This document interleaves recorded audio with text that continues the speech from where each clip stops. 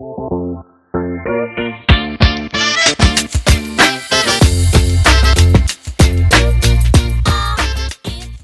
this video, we're going to have a quick look over the date and time settings in Thrive Ultimatum. So the first thing you've got to do is access the Thrive Ultimatum plugin, and on any of its pages you will notice the settings menu item on the top right hand side of the screen. We'll click this in order to get a hold of the date and time settings. We'll click this option.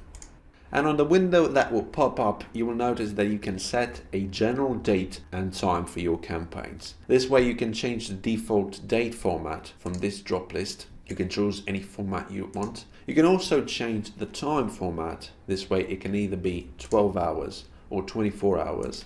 And you can also change the time zone format.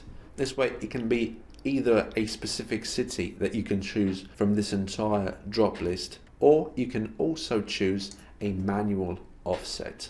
So this is the time zone that will be applied on all of your campaigns. After you've set up these adjustments, you can go on and save these changes, and they will be applied on all of your Thrive Ultimatum campaigns.